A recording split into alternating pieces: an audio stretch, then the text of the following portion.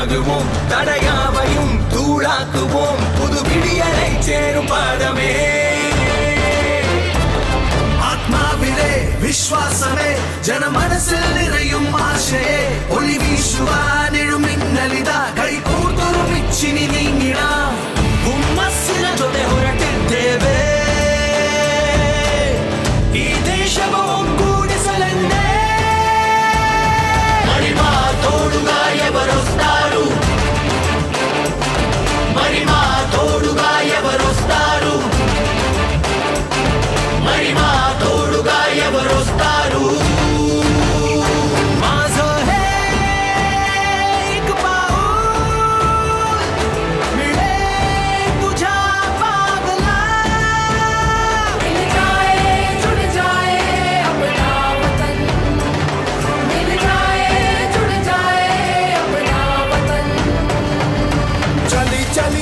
चली चली भारत जोड़ो यात्रा चली, चली चली चली चली भारत जोड़ो यात्रा चली. लाखों रंग समेटे हुए ये इंद्रधनुष का वेश है, कन्याकुमारी से कश्मीर तक जुड़ रहा मेरा देश है. नफरत ना बोने देंगे इस पावन पावन माटी में, हम अमन के फूल खिलाएंगे, महंगाई को झुका के मानेंगे, बेरोजगारी से पंजा लड़ाएंगे, ये उन्नति का हाथ बढ़ाना है, सद्भाव का साथ बढ़ाना है. दसनार साटे हुण कौन चलूगा, दसनार साटे हुण कौन चलूगा, दसनार साटे हुण कौन चलूगा. एक तेरा कदम, एक मेरा कदम, मिल जाए जुड़ी जाए अपना वतन, मिल जाए जुड़ी जाए अपना वतन. मकान रोइज़म भारत जोड़ने की यात्रा अपनाएंगे, मकान रोइज़म भारत जोड़ने की यात्रा अपनाएंगे, मकान रोइज़म भारत जोड़ने की यात्रा अपनाएंगे, मकान रोइज़म भारत जोड़ने की यात्रा अपनाएंगे.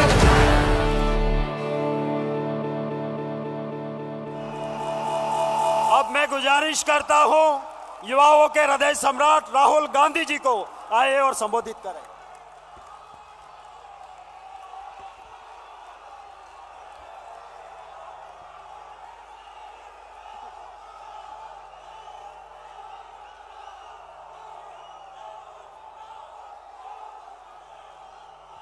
खारगे जी,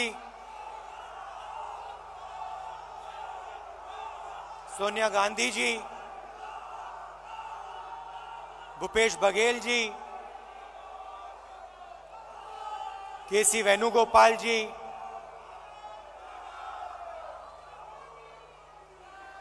प्रियंका गांधी जी, स्टेज पे कांग्रेस पार्टी के सब वरिष्ठ नेता, हमारे प्यारे कार्यकर्ता, भाइयों और बहनों, प्रेस के हमारे मित्रों, आप सबका यहाँ बहुत बहुत स्वागत. और जो लोग इस अधिवेशन को टेलीविजन पे अलग अलग स्टेट्स में देख रहे हैं, उनका भी मैं आज यहाँ स्वागत करता हूँ.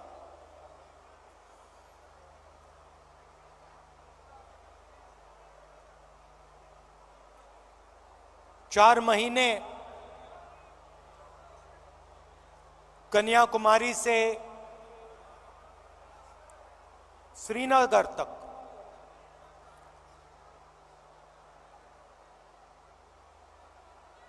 भारत जोड़ो यात्रा हमने की.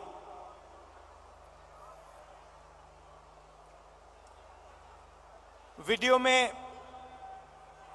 आपने मेरा चेहरा देखा, मगर हमारे साथ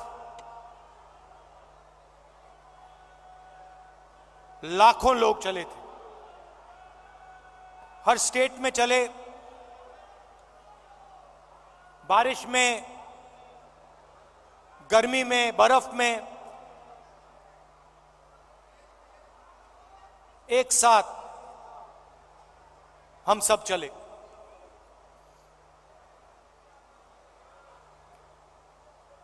बहुत कुछ सीखने को मिला।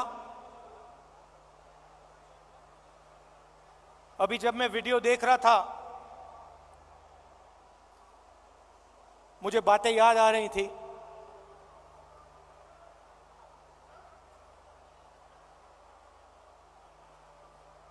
वीडियो में आपने देखा होगा, पंजाब में एक मैकेनिक आकर मुझसे मिला।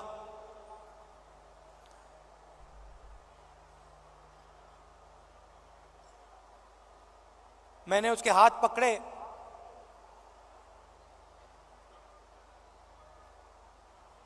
और सालों की जो तपस्या थी उसकी, सालों का जो दर्द था, जो खुशी, जो दुख, जैसे ही मैंने उसके हाथ पकड़े,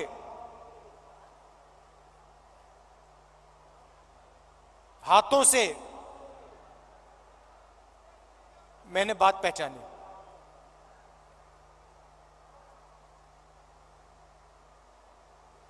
वैसे ही लाखों किसानों के साथ जैसे ही हाथ पकड़ते थे, जैसे ही हाथ मिलाते थे, गले लगते थे, एक ट्रांसमिशन सा हो जाता था। शुरुआत में बोलने की जरूरत होती थी,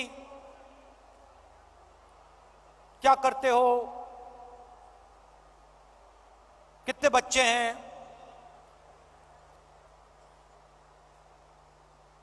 क्या मुश्किलें हैं। ये एक डेढ़ महीना चला, उसके बाद बोलने की जरूरत नहीं होती थी।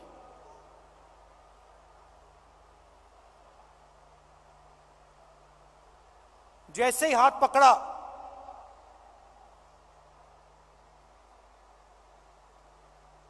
गले लगे, सन्नाटे में एक शब्द नहीं बोला जाता था, मगर जो उनका दर्द था, जो उनकी मेहनत थी, एक सेकंड में मुझे समझ आ जाती थी। और जो मैं उनसे कहना चाहता था, बिना कुछ बोले वो समझ जाते थे। अभी मैंने देखा, आपने वो बोट रेस देखी होगी केरल में।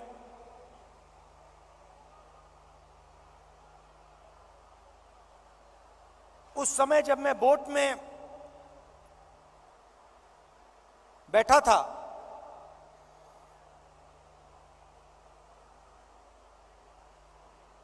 पूरी टीम के साथ मैं रोइंग कर रहा था, मेरे पैर में भयंकर दर्द था। मैं उस फोटो में मुस्कुरा रहा हूं, मगर मेरे दिल के अंदर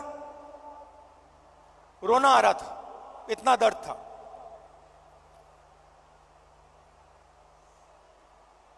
मैंने यात्रा शुरू की, काफी फिट आदमी हूं, 10-12 किलोमीटर ऐसे ही दौड़ लेता हूं। घमंड था, मैंने सोचा था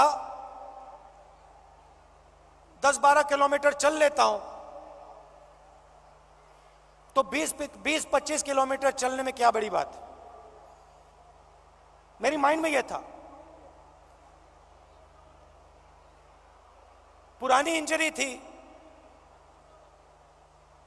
कॉलेज में चोट लगी थी फुटबॉल खेलते हुए, मुझे याद है। मैं दौड़ रहा था, मेरे दोस्त ने पीछे से अड़ंगी मार दी और घुटने में चोट लगी।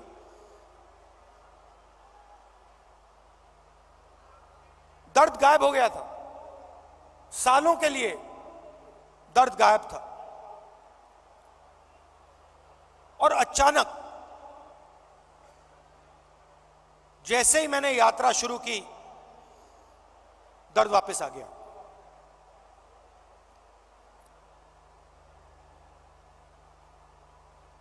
आप मेरे परिवार हो तो मैं कह सकता हूं आपसे, सुबह उठता था, सोचता था कैसे चला जाए,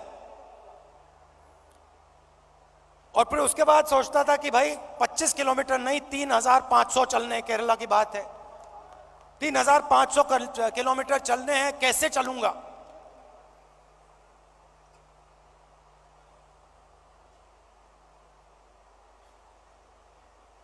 और फिर कंटेनर से उतरता था,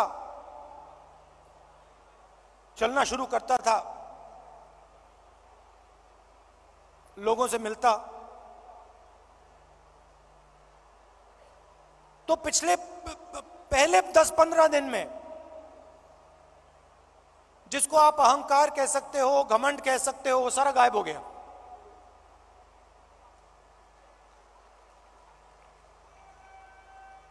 क्यों गायब हुआ?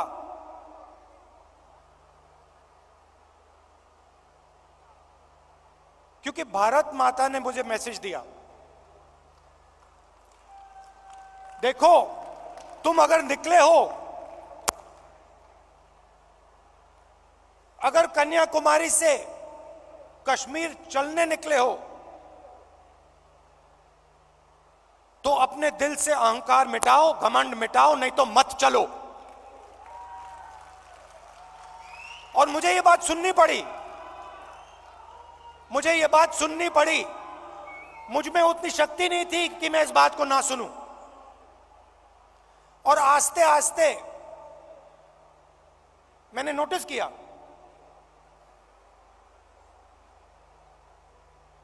मेरी आवाज चुप होती गई। पहले किसान से मिलता था, मैं उसको अपना ज्ञान समझाने की कोशिश करता था। थोड़ी जो मुझ में जानकारी है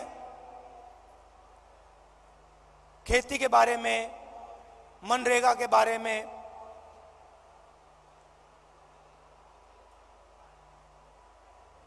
फर्टिलाइजर के बारे में, मैं कहने की कोशिश करता था।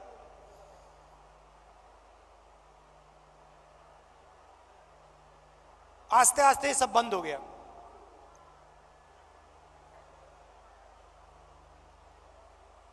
शांति सी आ गई।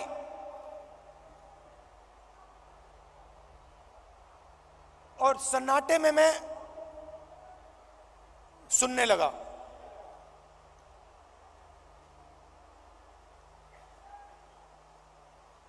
ये आस्ते आस्ते आस्ते आस्ते ये बदलाव आया। और जब मैं जम्मू कश्मीर पहुंचा,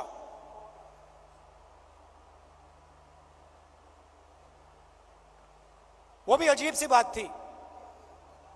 जब मैं जम्मू कश्मीर पहुंचा, मैं बिल्कुल चुप हो गया।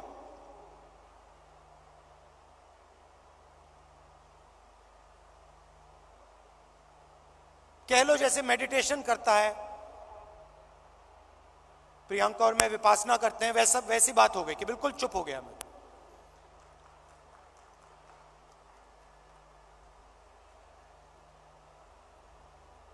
मां बैठी हैं,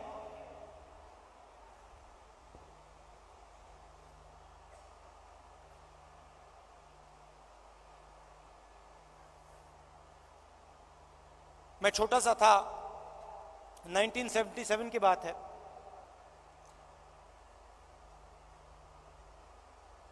चुनाव आया, मुझे चुनाव के बारे में कुछ मालूम नहीं था, 6 साल का था मैं। एक दिन घर में अजीब सा माहौल था। मैं मां के पास गया, बैठी हुई हैं, इधर नहीं देख रही हैं।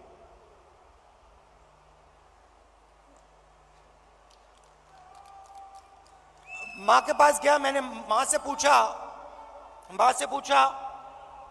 मम्मी क्या हुआ? और मां कहती हैं हम घर छोड़ रहे हैं। तब तक मैं सोचता था कि वो घर हमारा था। तो मैंने मां से पूछा, मां हम अपने घर को क्यों छोड़ रहे हैं?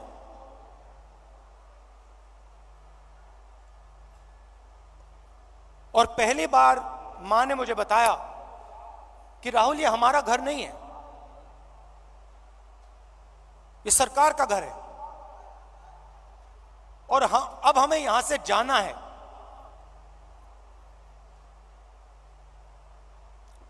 मैंने मां से पूछा, मां कहां जाना है? कहती है नहीं मालूम।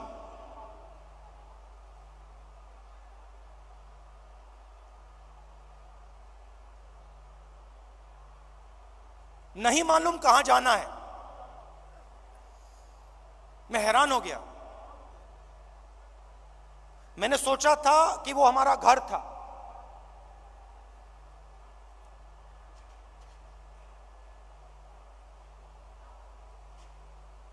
बावन साल हो गए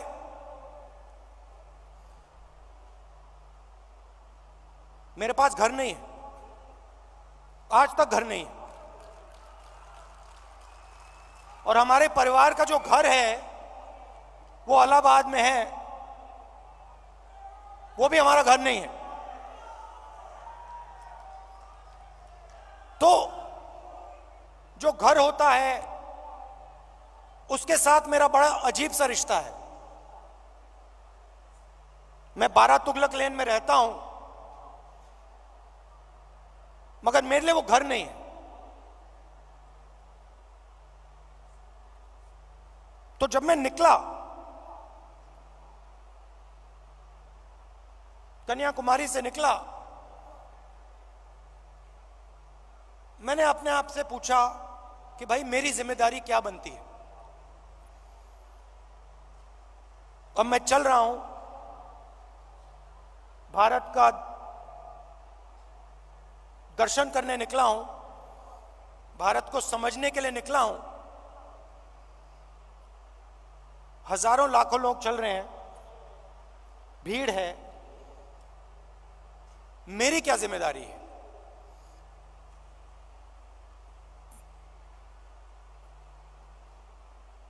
मैंने थोड़ी देर सोचा और फिर मेरे दिमाग में एक आइडिया आया।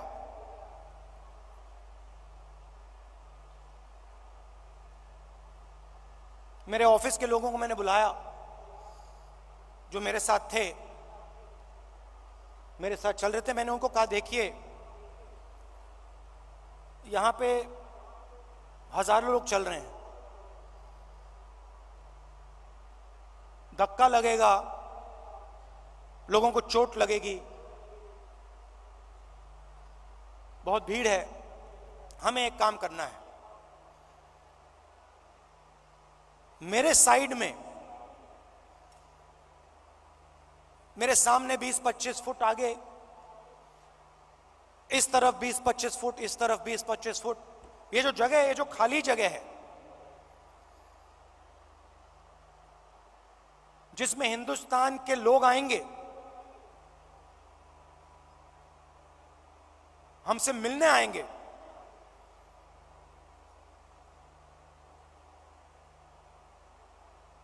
अगले 4 महीने के लिए वो हमारा घर है। मतलब ये घर हमारे साथ चलेगा। सुबह 6 बजे से शाम 7 बजे तक ये घर हमारे साथ चलेगा। और मैंने सबसे कहा, देखिए इस घर में जो भी आएगा, अमीर हो गरीब हो,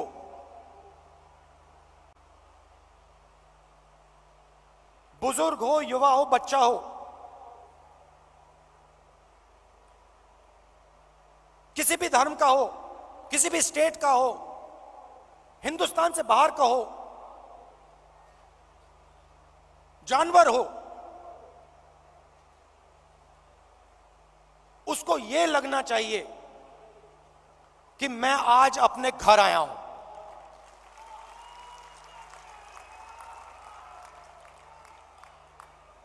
और जब वो यहां से जाए, उसे लगना चाहिए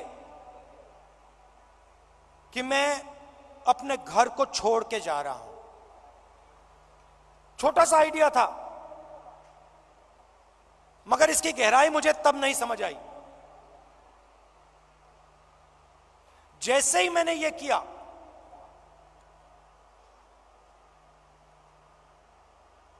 जिस दिन मैंने यह किया, उस दिन यात्रा बदल गई, जादू से बदल गई।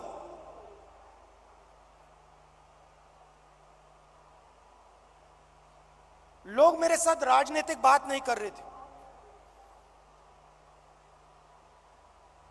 मैंने क्या क्या सुना है मैं आपको बता भी नहीं सकता हूं।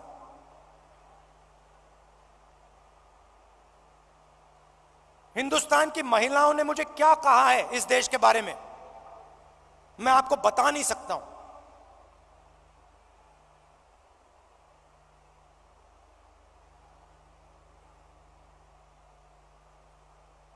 युवाओं के दिल में डर क्या है, कैसा है, मैं आपको बता नहीं सकता, समझा नहीं सकता। कह सकता हूं मगर बता समझा नहीं सकता हूं। कितना बोझ उठा रहे हैं।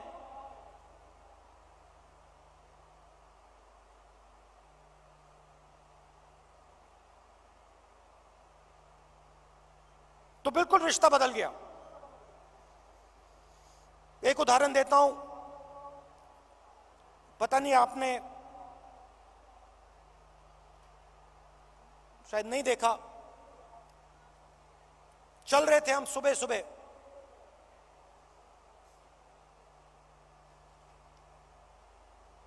साइड में एक महिला भीड़ में खड़ी थी। झिझक के उसने ऐसे किया मुझे। जैसे ही मैंने देखा, मैंने उसको बुलाया। मुझे बात अजीब सी लगी।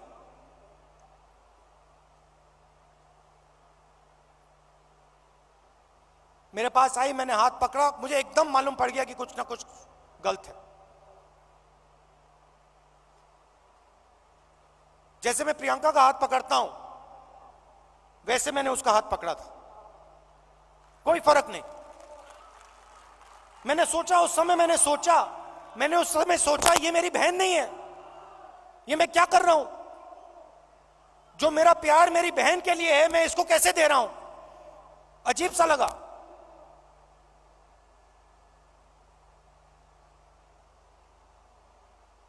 मुझे मेरा हाथ पकड़ती है, कहती है राहुल जी, भैया,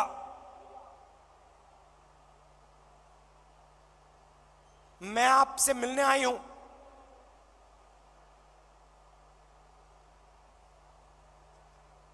क्या बात है? मेरा पति मुझे मार रहा है, पीट रहा है।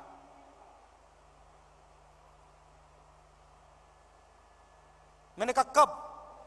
कहती है अभी वो मुझे मार रहा था, मैं घर से भागी हूं आपसे मिलने। तो मैंने कहा कि पुलिस को बुलाएं। कहती है नहीं, पुलिस को नहीं बुलाइए।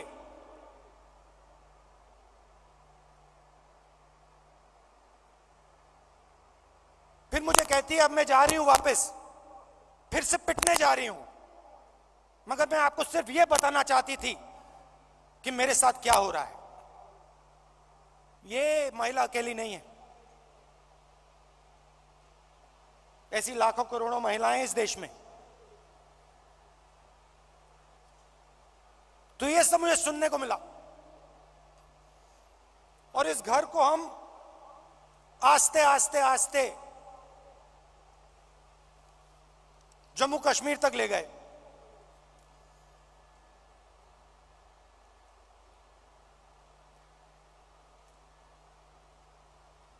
पता नहीं, शायद मेरा परिवार सालों पहले वहां से आया।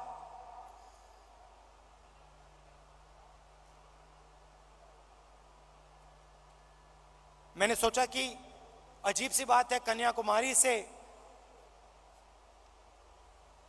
कश्मीर तक मैं ये इस छोटे से घर को ले जा रहा हूं और यहां मुझे लग रहा है कि मैं वापस अपने घर जा रहा हूं।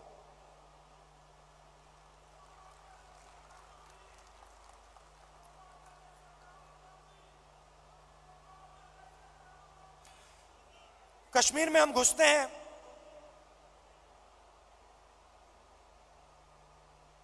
वैली से पहले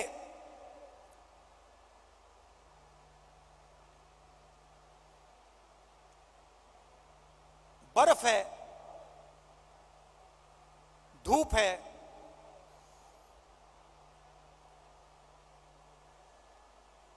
जैसे आज, और हजारों लोग हमारे साथ चल रहे हैं।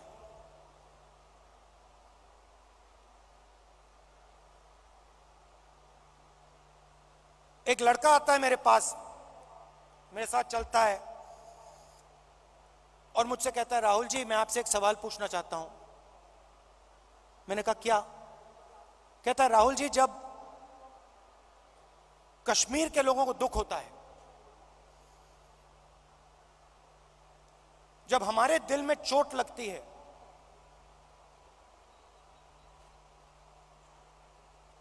तो बाकी हिंदुस्तान के लोगों को खुशी क्यों होती है?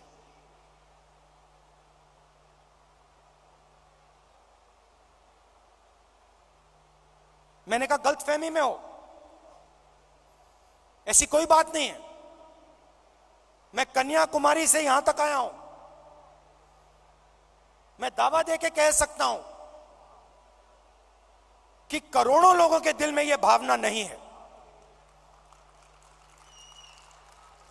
करोड़ों लोग हर हिंदुस्तानी के दर्द के साथ,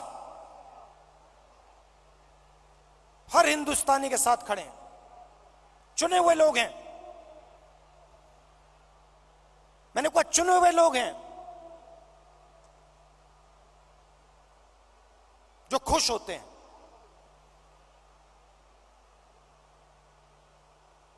हजारों में होंगे, मगर हिंदुस्तान में करोड़ों लोग हैं। मेरी आंख में आंख मिलाता है, कहता है, राहुल जी आज आपने मुझे बहुत खुश कर दिया, आपने मुझे बहुत खुश कर दिया।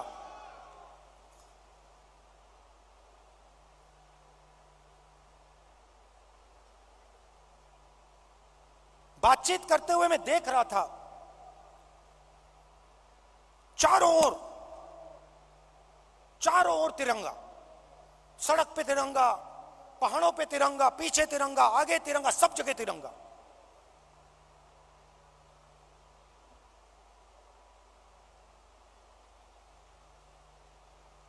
फिर हम वैली में घुसे। वैली में घुसते हैं,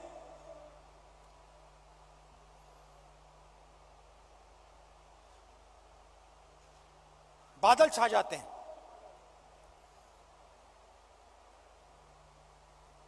धूप गायब हो जाती है, और जैसे ही हम घुसते हैं, पुलिस वालों ने हमें कहा था कि 2000 लोग आएंगे।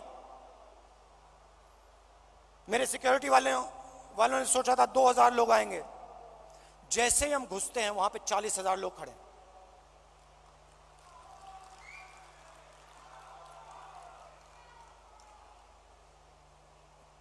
जैसे ही पुलिस वालों ने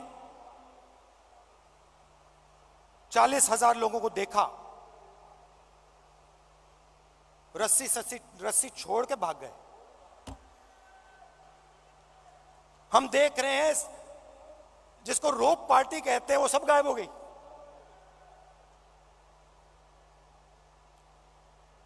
सब गायब हो गई।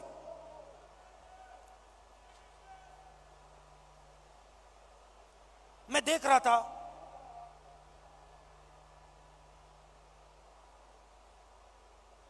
हिंदुस्तान के सबसे टेररिस्ट इन्फेस्टेड जिले में जहां भी आप देखो, तिरंगा तिरंगा तिरंगा तिरंगा तिरंगा, सब जगह। कौन उठाए थे तिरंगा? हमारे पास सिर्फ 125 यात्री थे, कश्मीर के लोग तिरंगा उठाए थे। एक ने नहीं उठाया था, हजारों ने उठा रखा था। और यही कहानी पूरे कश्मीर में, अनंतनाग, पुलवामा, जिसको टेररिस्ट इन्फेक्टेड डिस्ट्रिक्ट कहा जाता है, हर डिस्ट्रिक्ट में पहाड़ों पे, सड़क पे, आगे पीछे तिरंगा। किसके हाथ में? कश्मीरी युवाओं के हाथ में।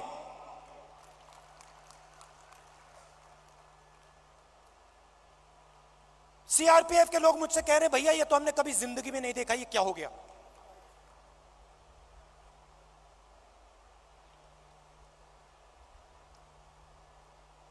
फिर मैं आया पार्लियामेंट में, मैंने प्रधानमंत्री जी का भाषण सुना।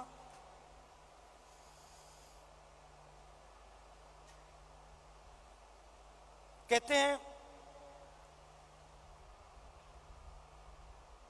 कि मैंने भी जाके लाल चौक में तिरंगा फहराया था।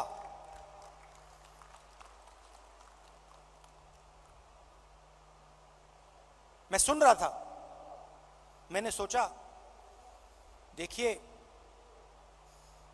हिंदुस्तान के प्रधानमंत्री को बात समझ नहीं आई, बात समझ नहीं आई।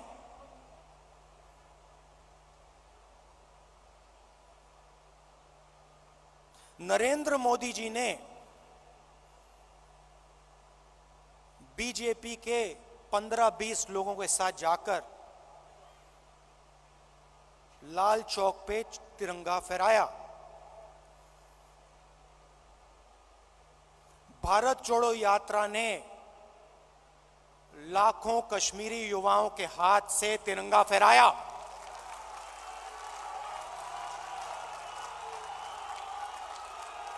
प्रधानमंत्री को फर्क नहीं समझ आया। हमने हिंदुस्तान की भावना, इस झंडे की भावना जम्मू कश्मीर के युवाओं के अंदर डाल दी। आपने अपने झंडे की भावना जम्मू कश्मीर के युवाओं से छीन ली। यह फर्क है हम में और आप में।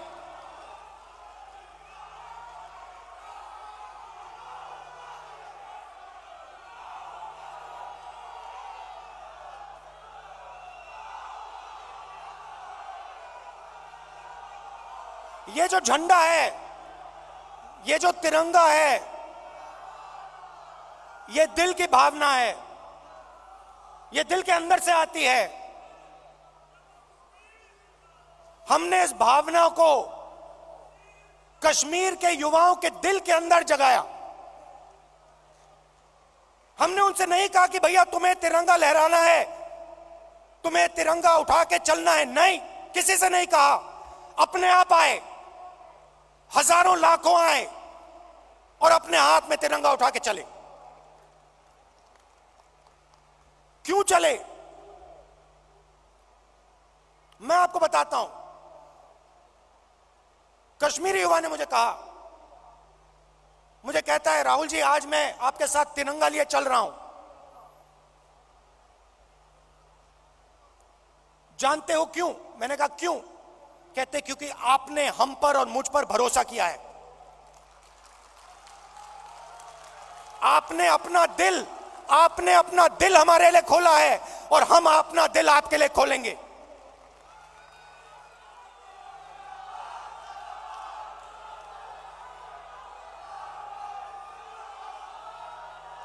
यह फर्क है। हिंदुस्तान एक भावना है, एक सोचने का तरीका है, इज्जत है, आदर है, मोहब्बत है। और ये जो झंडा है, जो तिरंगा है, इसका, इस भावना का ये चिन्ह है। और भारत जोड़ो यात्रा ने इस भावना को पूरे देश में फैलाया है। और यह काम राहुल गांधी ने नहीं किया है, यह काम कांग्रेस के कार्यकर्ता ने किया है, कांग्रेस के नेताओं ने किया है, हिंदुस्तान की जनता ने किया है।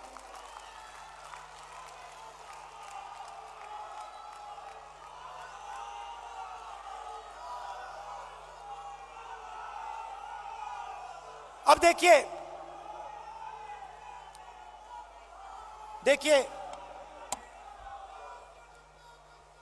सरकार की सोच के बारे में आज आपको बताना चाहता हूं। कुछ दिन पहले इंटरव्यू में एक मंत्री ने कहा कि चाइना की इकोनॉमी हिंदुस्तान की इकोनॉमी से बड़ी है, तो हम उनसे कैसे लड़ सकते हैं। चाइना की इकोनॉमी हिंदुस्तान की इकोनॉमी से बड़ी है, तो हम उनसे कैसे लड़ सकते हैं।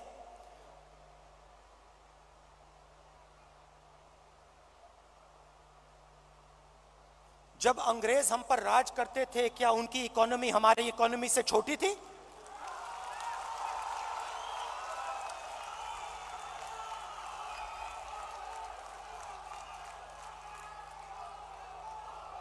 लड़ाई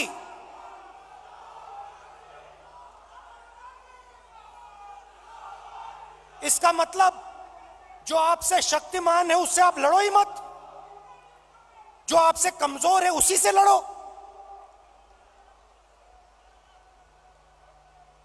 इसको कायरता कहा जाता है।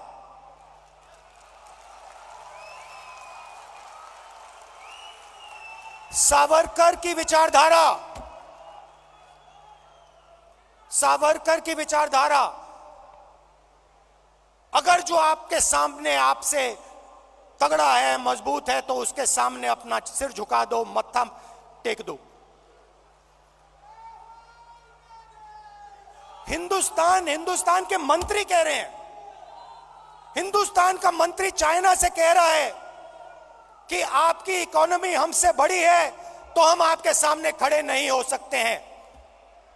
इसको क्या नेशनलिज्म कहते हैं? इसको देशभक्ति कहते हैं क्या? ये कौन सी देशभक्ति है? ये कौन सी देशभक्ति है? जो आपसे कमजोर है उसको आप मारो, और जो आपसे मजबूत है उसके सामने आप झुक जाओ। शब्द है इसके लिए। महात्मा गांधी कहते थे, सत्याग्रह की बात करते थे। सत्याग्रह का मतलब, सत्याग्रह का मतलब सत्ता के रास्ते को कभी मत छोड़ो, सत्य के रास्ते को कभी मत छोड़ो। इनके लिए एक नया शब्द है आरएसएस बीजेपी वालों के लिए। हम है सत्याग्रही, वो है सत्ताग्राही। ये सत्ता के लिए कुछ भी कर लेंगे, ये किसी से भी मिल जाएंगे, किसी के सामने झुक जाएंगे सत्ता के लिए। ये इनकी सच्चाई है। आखिरी बात, और मुझे बात समझ नहीं आई, पार्लियामेंट हाउस में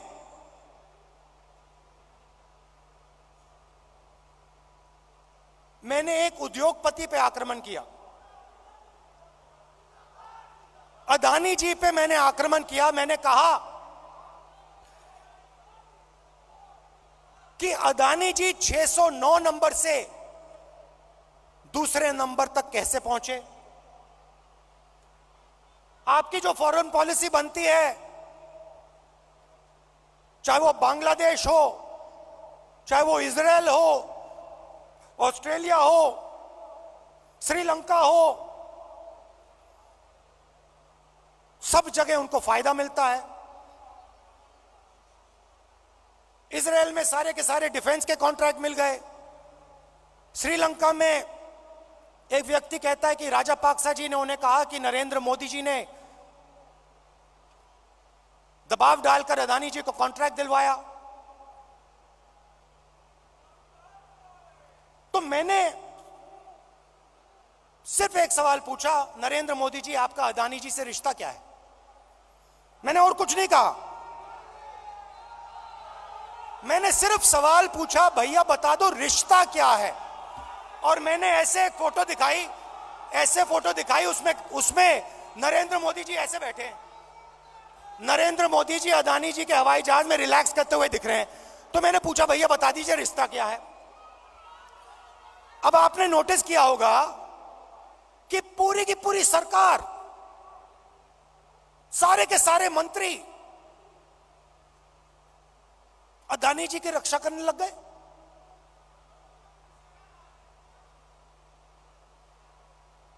अदानी जी की रक्षा करने लग गए। कहते हैं जो अदानी जी पे आक्रमण करता है वो देशद्रोही है। मतलब अदानी जी देश के सबसे बड़े देशभक्त बन गए। और बीजेपी और आरएसएस इस व्यक्ति की रक्षा कर रही है। सवाल यह उठता है, रक्षा क्यों कर रही है? क्या है इस अदानी में जो बीजेपी और आरएसएस को, सब मंत्रियों को इसकी रक्षा करने की जरूरत पड़ रही है?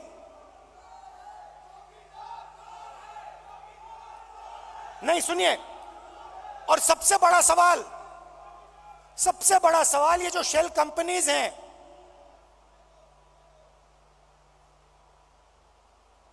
जो हजारों करोड़ रुपया हिंदुस्तान भेज रही हैं, ये किसकी हैं? इसमें किसका पैसा है? अदानी जी डिफेंस इंडस्ट्री में काम करते हैं,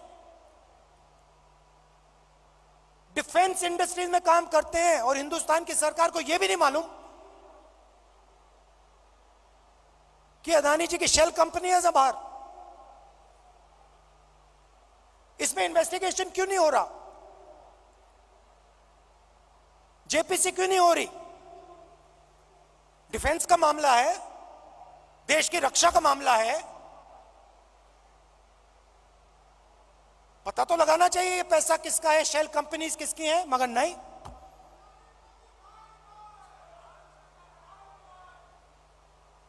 तो ये बहुत बड़ा सवाल है।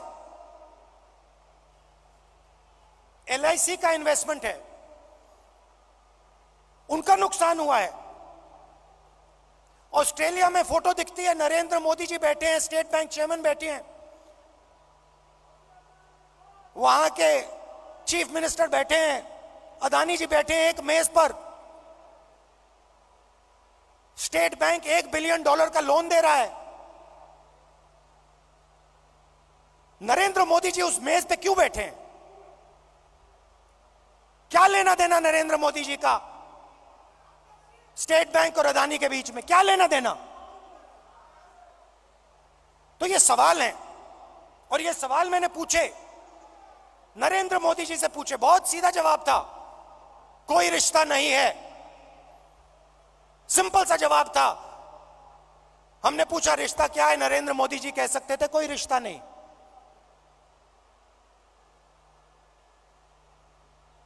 मगर रिश्ता है।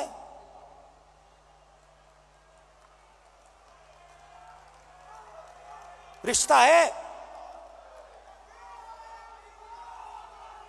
भाइयों और बहनों,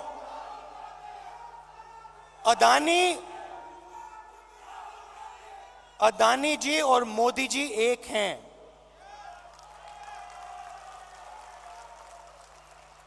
एक हैं। और देश का पूरा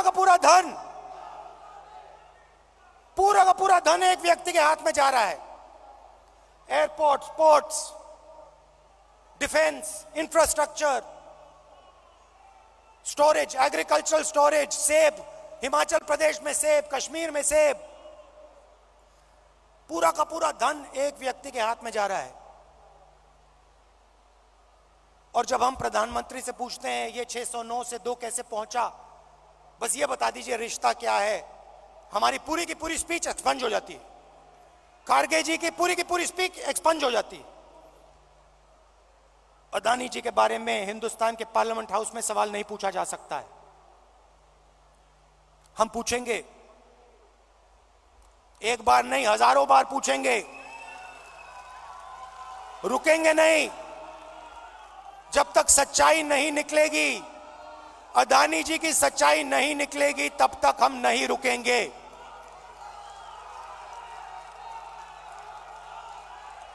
क्योंकि और इसका एक कारण है भाई और बहनों, और खास तौर से जो लोग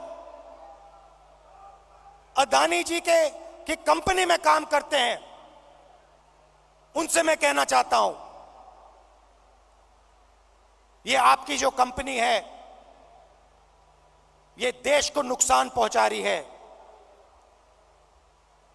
ये देश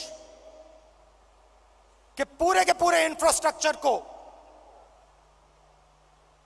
छीन रही है। भाइयों और बहनों, याद रखिए,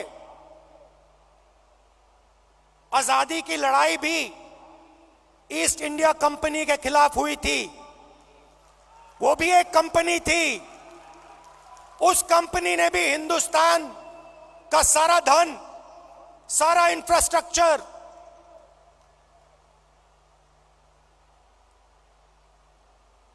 पोर्ट्स, सारा का सारा उठा लिया था। इतिहास रिपीट हो रहा है, इतिहास रिपीट हो रहा है। ये देश के खिलाफ काम हो रहा है, और अगर देश के खिलाफ काम होगा तो कांग्रेस पार्टी खड़ी हो जाएगी, लड़ जाएगी।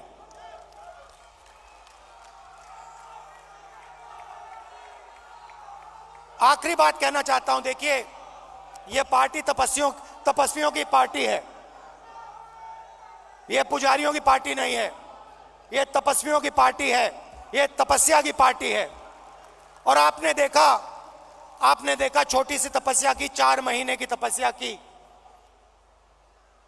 और आपने देखा कांग्रेस पार्टी में कैसी जान आई, कांग्रेस पार्टी के कार्यकर्ता में कैसी जान आई, देश में कैसी जान आई। तपस्या बंद नहीं होनी चाहिए।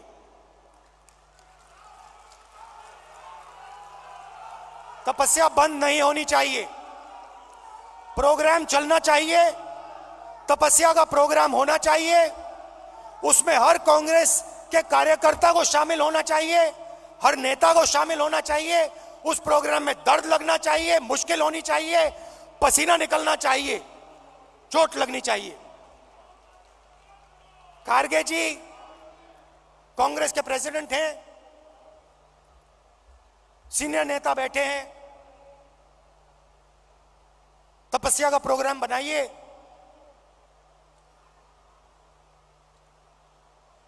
हम सब मिलकर तपस्या में शामिल होंगे, अपना खून, अपना पसीना इस देश को देंगे।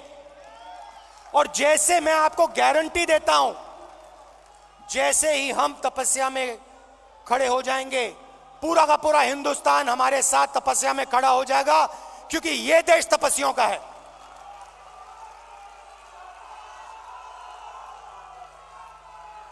तो प्रोग्राम बनाइए, खारगे जी प्रोग्राम बनाइए, आपकी पूरी की पूरी टीम, जिसमें मैं शामिल हूं, कांग्रेस के सब नेता शामिल हैं, हर एक कार्यकर्ता शामिल है, देश की जनता शामिल है। उस प्रोग्राम को हम चलाएंगे, तपस्या करेंगे, अपना खून पसीना देंगे। बहुत बहुत धन्यवाद। जय हिंद, नमस्कार।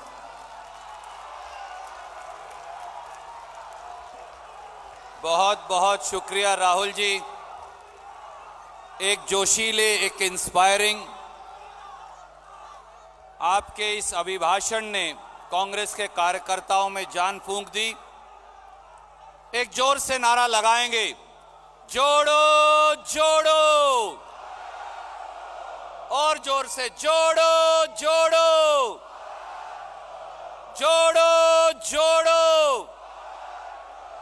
साथियों, ठीक 1:30 पर यानी 1:30 बजे कांग्रेस के सम्मानित अध्यक्ष आदरणीय मल्लिकार्जुन खड़गे जी अपना अध्यक्षीय भाषण देंगे और 2 बजे इस 85वें महाअधिवेशन की कार्यवाही संपन्न हो जाएगी।